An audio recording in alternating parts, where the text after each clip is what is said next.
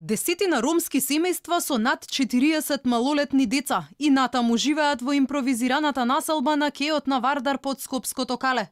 Локација која на Скопјани им е позната по густиот црн чад кој се издига на небото од секојдневното палење на отпад. И една од најчестите причини поради која звонат телефоните на линијата 193. Екипата на Алфа денес беше во импровизираната ромска населба. На влезот не дочекаа десетина деца кои веднаш ги повикаа своите родители. Не замолија да не снимаме, оти се плашат од полицијата. Велат сите знаат дека живееме тука и постојано ни најавуваат дека ќе не иселат. Доаѓаат со багери во 5 изутрина, се обидуваат да го урнат кампот. Бевме и пред влада, но институциите не игнорираат.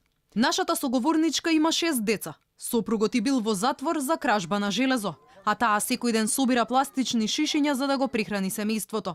За една полна вреќа, вели, зема по 250 денари. За парче леп собираат и хартија, која на пазарот се продава по денар за килограм, а на трпезата ставаат што ќе најдат во кантите. Она што вие го фрлате, ние го јадеме, велат ромите од Подкале. Оттаму заминавме на старата скопска депонија во Вардариште и покрај Жешкото сонце, десетина роми и денес собираа пластика и железо. Чичко Рамадан го затековме седнат на стар фрлен кауч. Годините го навјасале, но вели секојдневно доаѓа на депонијата. Кога има работа, си работиме со хартија, пластика, шишира, тоа е. Тоа собирате само? Тоа собираме. Некој плекче, некој... Тоа е. Што ќе вадиш, дали ќе вадиш 500 дена дневница, денеска или не? Депонијава често некој ја пали. Знаете кој ја пали или не? Не, да знаеме, ја знам што ќе го правим на него, што го палил. Тоа го изгубиме и ние лебот тука. Тука не фрла ставно.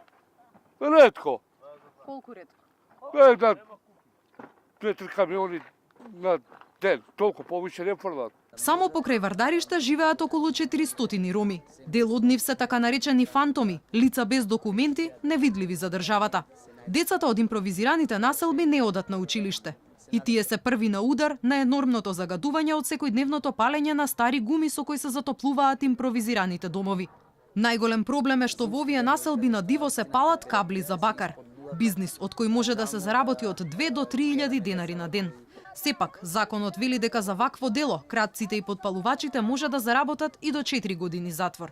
За проблемот на ромите преку социјалните мрежи реагираа и од одва иницијативата, од каде алармираат дека во период на избори, кога државата троши близу 5 милиони евра за изборна кампања, за имплементација на стратегијата на ромите, владата одвоила само 700.000 евра.